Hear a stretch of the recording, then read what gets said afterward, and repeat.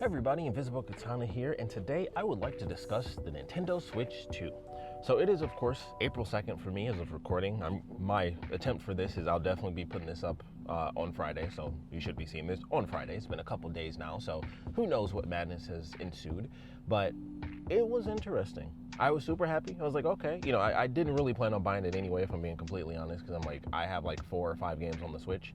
And coming into work, I was like, all right, I'll do an episode where I do, my Nintendo memories, NES, SNES, and like the, minuscule amount of time I spent with the N64. So at some point, I'll end up redoing that episode because thanks to Michigan weather, we had some insane storms and it was raining so hard you could just hear the rain hitting my car like the whole episode. So didn't really get to do that. And I was like, oh, well, I'll just talk about the Switch after. And I thought it was just gonna be simple, like, okay, Switch is coming out. I wasn't expecting much because I'm like, with Nintendo, you just never know what to expect. It's like, they'll come out with something and it's like, it's a brand new console. It's like, all right, I expect to see Mario because they teased that in like the very first reveal. And then for me, I'm like, I don't really expect anything else from this. It was surprisingly good, like literal straight up surprise announcements. We got obviously full, I'm gonna go through the whole thing. I was gonna say full spoilers, but I'm like, it's been days. But the new Donkey Kong game, Bonanza, that looks amazing. I'm a sucker for destructible environments.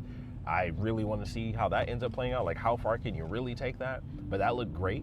A surprise, from software game, exclusively on the Switch, by the way. Like, they're at the point where the Switch has games people want exclusively that are outside of Nintendo first-party games. Like, that's nuts. I mean, technically, they did have the Mario Rabbids game, which is really good. I heard the second one actually wasn't as good, unfortunately, and that was actually part of why I never picked it up. But I love that first one. That first Mario Rabbids Kingdom Battle, I thought that was a fantastic game. It kind of sucked that they changed the way it played in the second one. I was like, oh, but it was, I'm not an XCOM guy, but it was like, it was that. It was perfect. It was that in Mario form, and I was like, I actually loved it. So, it is what it is, but I love that game. But for the most part, when it comes to the Switch, it's like, hey, exclusive games are typically first party. I think the only other big exclusive were normally timed exclusives. I think the first Hades game, when it came to console, it was on PC, but console-wise, it was only on Switch for like the first year it came out, if I'm not mistaken. So they don't really have that. And then to have the Switch 2 come out, and they had like all the third-party companies come out, like boom, Hitman's coming out. They did an announcement for a James Bond thing, to be announced later. Street Fighter coming with like the first 2 season passes together and stuff like that. They're making amiibo. I gotta pick up that Kimberly amiibo because I do have the collector's edition of Street Fighter 6. I might just have to get that amiibo to just go with my little figure that I got of her because I just love her design. I think she looks cool. So I'm like, all right, I think I might have to pick that up. They also seem big, but obviously with an image, so I'm curious how large they're really gonna be. But it's funny to see, there's still, every once in a while, it's like, surprise, here's still some more amiibo. And if they look cool enough, I'm like, okay, I'm interested. So I think I'll end up getting that Kimberly one. But they had all the third-party companies, and then you get an exclusive from software game, which is clearly Bloodborne 2, by the way. Like, it went from Victorian era to steampunk era is the new game, which is Dusk Bloods, I think is the name. And I'm like, this is clearly like the evolution of Bloodborne, 100%. So that was insane. And I'm not even like, a FromSoft guy or anything. Like, I don't even play those types of games. But I was like, holy crap, like I'm enough of a nerd to still get excited over that sort of thing. Because it's crazy to think the Nintendo Switch has an exclusive FromSoft game with the actual, like, the main director doing that game exclusively for the Switch. That's insane to me. And then, of course, we have another Kirby Air Riders game coming out, or specifically Kirby Air Riders. And that was nuts. And I was like, okay, I would have been more excited for an actual sequel to Forgotten World because I love that game. And I was super hyped because the whole way through, I'm like, okay, Mario World, that looks really cool. The music, by the way, was amazing. And like the first opening bit where they do like the initial opening to show the Nintendo Direct and then the music for Mario, the music for that was really, really good. But going through, I was like, okay, these look cool. I don't really care. Like, they didn't do a double dash mode. Still haven't seen it. Still ridiculous. They won't just do a double dash mode. It's crazy. But it looked great. It was open world. It was Need for Speed. That was the first thing I thought. Every time, I've watched a couple of reactions so far, and people would typically say, like Forza Horizon. I'm like, oh, that's so funny. I still think of, the first thing I think of is Need for Speed Paradise. It's still the first thing that comes to mind. But I was like, that looks really cool. And then you can just drive around and do stuff and take pictures with your friends and all that. I was like, okay, this is cool. You know, we finally got the official reveal of what the C button meant, and it's for chat, so you can look at, you know, 15 frames per second of other people playing games. Crazy, they even did like straight up zoom ins on it, like this is what it looks like, and you can watch your friends play. Like what? I'm not watching that garbage. Who's gonna watch that? But it's cool, you know, they finally have chat features. How about that, huh? Also, something that's interesting is that you don't have to buy that really garbage camera that they have, because it's like a $50 camera. Don't buy that camera. Just buy a real camera and just connect it through USB. But you can put your own camera on there and connect it that way. So that'll be interesting to see people do it. Admittedly, it'll be just like PlayStation. Like, you can find ways to kind of connect other things, but you know, like of course, it was their version of it and stuff like that, and watching other people's gameplay, and of course, implementing the mechanics. A lot of people mentioned, going old school with the PS2, like the iToy, where the Super Mario Party Jamboree has those features now, and it's like, your whole body is in it and green screened out and stuff, and it's like, oh, that is funny. iToy, classic times. But I was like, okay, these are all cool. And then they got to the expansion stuff and the enhancements. And I was like, all right, yeah, everyone expected it. Legend of Zelda, of course. I haven't played Tears of the Kingdom, so it may or may not be something that makes me get it if I eventually end up getting a Switch 2. I was like, okay, 4K, 60 frames per second, like they actually did it, which I was thinking, I was like, it makes sense that they would be able to go up to it. A lot of people were kind of thinking they might not, but I'm like, it makes perfect sense that they would be able to do that if they just built it into the effing deck.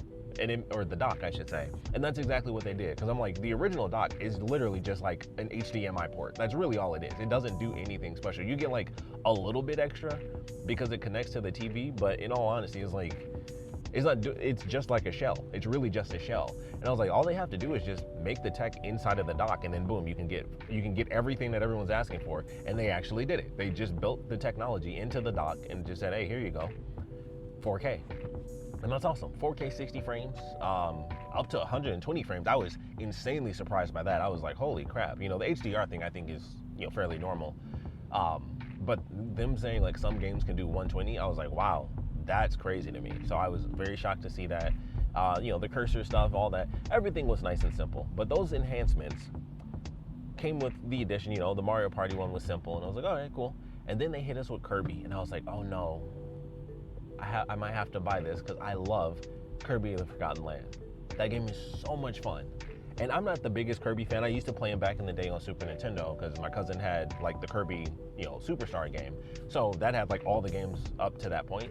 And so I played a bunch. When I was younger, I used to play the crap out of Kirby. Like it was always fun. Kirby was always cool. But I hadn't bought a new Kirby game in who knows how long, like over a decade, until Forgotten Land was announced. And as soon as it was announced as a 3D game, I was like, I think I have to get this Kirby game.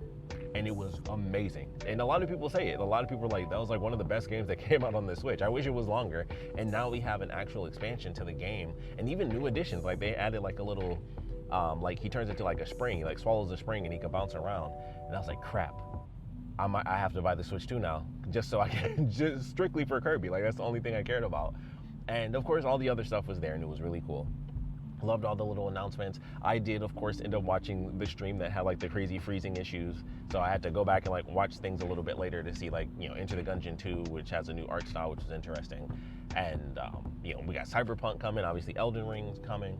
So lots of things are, getting like their 4K modes and everything. And we'll see the actual comparisons. I know Hogwarts Legacy is going to be there, and that'll be an interesting one because that actually released on the Switch, unlike a lot of the other games that are like, hey, we're bringing this to Switch 2. Hogwarts Legacy is on Switch 1. So now you can get like an official comparison upgrade. So, check out Digital Foundry when when that game actually releases. So that'll be interesting. It'll be cool to see that. I will say the first thing that was like, just what are these psychopaths thinking is making, I don't even remember it, whatever the digital tour, that's what it was. Everyone said the exact same thing. How the F are you saying this is a paid game? Everyone said the same, like 2 out of 3 of the streams I watched, the first thing they said were like, oh, it's like their version of Astro Bot, it's their pack-in game. And it's like, and you can digitally purchase this game. And it's like, what the F are you talking about? Who's gonna buy this? Someone's gonna do it, because you can make YouTube videos off of that. But why would they do that? That's like the 1-2 Switch thing. Why wasn't that a pack-in for the first Switch? That's ridiculous. And then they have a tour game, so you can figure out where are the magnets on the Nintendo Switch 2. How do they lock into place? You want me to pay how much for that? 20, 30 bucks? Who knows? But that was ridiculous. That was the first thing where I was like, that is like that is one of the dumbest things I've ever seen in my life. That's ridiculous. Everything else was pretty sick. Loved all the cool announcements. Like I said, lots of surprises. From software. The Donkey Kong game looked sick. Mario off the top looked really cool. And then everything was all said and done. It was like, this is nice. This is sweet. And then the news starts coming out because they gave us the release date. We're gonna have the Treehouse events, which by the time you guys are watching this episode, those have already started happening. Because I think it's for 3 days. So I think maybe Thursday, Friday, Saturday, if I'm not mistaken, or maybe it's just Thursday, Friday. So at any point, they've already started doing that. So you've probably gotten a bit more info. But news has come out on pricing. All right, a little bit more. It's for like about $450, possibly $500 if you do the Mario Kart bundle. And then the prices for the games have hit, and people are effing pissed. And I'm sure I've mentioned this in the past, and I definitely talked about it in the episode early this morning I had to get rid of. But I was actually saying, thank God, one of the big fads that no one pays attention to is the fact that Nintendo never effing gets rid of their pricing on their games, because that's why I never bought Mario Odyssey. It was like, it's a $50 game or $60 game, and I'm like, well, when it goes on discount, it goes down to $40. That game's so old now, it's just like, well, I just don't care. It's getting a bit of an update. It's one of the games that's getting a free update. So there are some games that do get free updates for the Switch 2, and then who knows how much the upgrades that cost you are actually going to end up costing us. If they do it like PlayStation, it's like $10 for like a pseudo, kind of remaster upgrade or whatever. But considering they're also adding story elements, they could go with the $20 route and be like, hey, these are the ones that are adding, actual story pieces to the game as well. So they might go with the $20 route for those, and then that's why the other ones that are just graphical might just be completely free updates. So it'll be interesting to see officially how that turns out.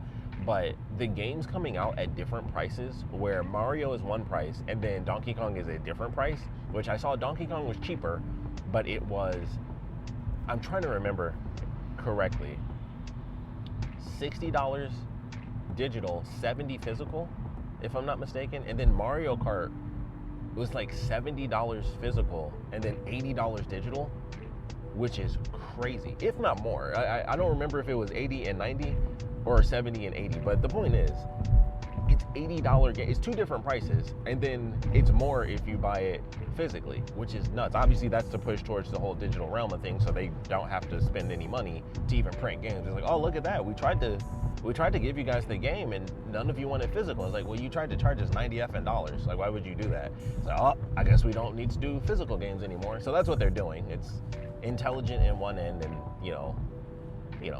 nigh apocalyptic in the other, but that's insane. And obviously I'll have to look into it. I can't wait to see what the announcement is from my end. I'm obviously, still day one of Switch 2 news, and these games being $80.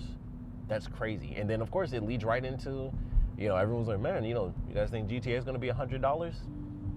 Not in my life, it's not. That's for sure. I'm not doing it. Like, you're gonna, obviously, I'm sure they do metrics and all that crap, and there's gonna be a buttload of people that just decide, whatever, I'm gonna do it. But there's gonna be a lot of people like me. Of course, there are tons of people who are pissed, but it's also the fact that we just started 70. Like, 70 just started with the current gen as far as Xbox and PS5. And now we're already hitting 80 because the Switch came out, and they were like, yeah, we're gonna take it one step further. They already did it on the Switch 1, by the way, because when Legend of Zelda came out, it was $70. And now they're already hitting 10 extra bucks on that, and it's like, huh. And a lot of people have mentioned, like, maybe they're doing it early to account for the tariffs actually affecting them kind of later on. And I'm just like, okie dokie, if that's the choice they want to make, I guess so. And I'm sure there are gonna be a boatload of people that still buy it. It's gonna happen. I mean, let's be honest, there are so many people that don't really care about how games have changed pricing wise. And then of course there's always those specific games where this one game, Donkey Kong or Mario World, might be, or Mario Kart, sorry, could be really great examples of that. It's like, well, we didn't sell like 8 million copies off of these couple of games in the center here, Daemon X Machina 2, which looks way better than the first game, by the way. Like, that junk looks sick compared to the first game. I was like, I might actually pick, well, I won't. But, there was potential for a minute there that I could have actually picked up that second game, because the first one never looked that cool. But that sequel looked amazing to me. I was like, that looks way better than the first game did. So we'll see what happens with that. But there was potential there at one point in time, money-wise. And now it's like, there are going to be a lot of people that are out. But of course, the people that are still in, and once again, you go with like the tentpole games, those are still going to be purchased like crazy. People are going to buy Mario Kart, especially this type of Mario Kart, like the next evolution of Mario Kart. People will buy it. The new evolution of Donkey Kong, the first open world Donkey Kong game since the Nintendo 64 over a decade ago, people are going to buy that game. Like, it's going to happen. I don't think people are going to buy Dragon Drive, the wheelchair-bound basketball game. They should have just went with ARMS 2 or something. Like, I would have liked that, but hey, it is what it is. But they are going to make enough money. That's how it works. I hope they don't. I hate to put that out on a company, but the fact that they're doing that, that's crazy to me. And I'm excited to see just where that goes, how that ends up, playing out. And like I said, for me personally, it can easily just make me never play a Nintendo game again. And I'm dead serious about that, because with the way things are already, like I mentioned, that's why I never bought Mario Odyssey. Like, it goes down, at most, it goes down to like $40, and I'm like, the further away it gets, the less I want to pay money for it, because it's like, well, the game's like 6-7 years old now. Do I want to even pay $40 for it? It would probably be worth $40, but at the same time, it's just the way things are. Like, when something's so old, it should decrease in value, but that's not how Nintendo does it. They're like, nope, our games are permanently great and always stay at this exact same amount of money. And that is the thing that I'm very curious about. Are they going to stick to that when they have $80 video games? Because that's honestly the number one thing. If they were like, we're charging $80 and then they switch it and it's like, okay, now we'll go on sale, and obviously it'll go down to like $60, like, oh wow, what an amazing sale. But we knock off 20 for you guys and it goes down to $60. Is that what they're going to do? Or are they going to do the Nintendo thing and say, our games cost this much money when we put them out, and this is how much they cost. If you buy it brand new, it will always cost this much money. Because to do that for $80 is wild. And if they do that and they change the industry and everybody's like, well, Nintendo's doing it, and it's different for everyone else, because they could put out $80 games and then just more people would say, yeah, I'll just wait till it's on sale. Like, you just have more people do that if everybody switches to $80. But for Nintendo, are they going to do that? Are they going to maintain what they've had for... Honestly, I think they've always done that. I don't remember if their games went on sale, even with the Wii. I think they've always done that. I could be wrong because it's been such a long time, but they may have always done that. Ever since the Wii, it was like, nope, once it's brand new, this is the price. If you get it used, then, congratulations, or you get it on a holiday sale. But other than that, if you buy it from us, this is how much it costs. Or if you buy it new in general, the prices are just fixed. That's just how much they cost. So I don't know if that's the case, but that'll be even crazier if they're like, yeah, we're doing 80, and then they stick to the 80 forever. That's nuts. That's absolutely insane. Like, even going up to 80 is buck wild. Like, for me personally, nothing beats cheap at all. Like, there's nothing out there that is going to beat the cheapness that I feel in my life. To be like, all right, I love video games. My favorite pastime. I'm doing this random video bitching about it. Obviously, I love it. But that's insane to me that was the decision that they made. And considering their repertoire, if you will, of keeping their prices the way they are, that's all I can think. I'm like, they're already increasing it. Are they going to keep that forever? Because that's nuts. And then also the physical digital thing, that's crazy. In fact, it's funny that they're doing it, because we've said that for like over a decade at this point. Like, why don't digital games cost us less money? Like, those should be on sale even harder than physical games are. It's 100% backwards. And of course, it's because it's like, oh, well, we get all the money if we do it digitally. But that's what makes it even stupider, because it's like, well, if you made it cheaper, I would never buy physical. But, weird tactics and stuff like that. Because I'm like, I think people, companies would make more money if they made their digital games as cheap as physical games do when they go on sale.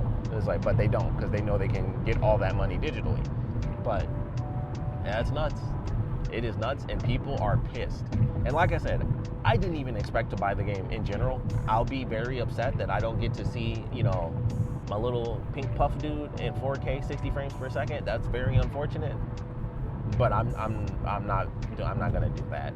I'm not gonna do that because that's like the only game that I care about, and I doubt once again Mario Odyssey is somehow gonna get cheaper. So it's interesting. I thought the announcements were great. You know, the actual direct itself was I thought phenomenal. I saw some amazing things there. But sadly, I'm like a lot of people. I'm like, hey, there's a reason I haven't had an Xbox since the 360. Like it's like I have to really want this specific thing and these specific sets of games, like 100% to really say, yeah, I'll buy this entire console for that. And they were never making their games more expensive. Like Xbox was just keeping the prices where they were. So I don't know what to expect. And we got another Xbox coming out next year. We might even get announced by the end of this year, honestly. And we'll see what happens with that. You know, maybe one day I'll get another Xbox so I can finally play Ninja Gaiden. Because I really want to play classic Ninja Gaiden. I do not want to play Sigma. But we will see what happens with this Switch. I mean, obviously, at this point, you guys may have already figured it out. But for me, whew, I'm excited. I am excited to see the chaos because people are pissed, and I completely understand it, especially if you're like a hardcore Nintendo person. I'm sure you're upset about some of this stuff with the prices going up like that. Like I said, for me, I have like my 4 or 5 games. You know, I mean, I'll have to pray to the gods above that they don't end up busting out like Bayonetta 4 on that thing, and then I'm like, crap, well, I guess you got me.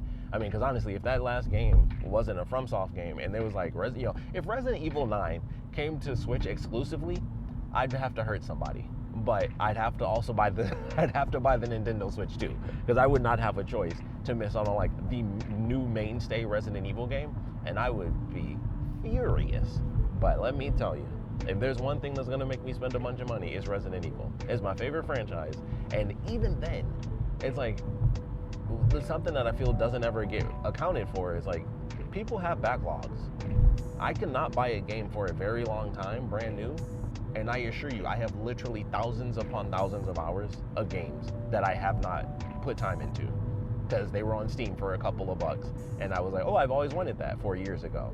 And now 4 years later, the game's 8 years old and I still haven't played it. I still haven't played Bully, but I bought it on Steam.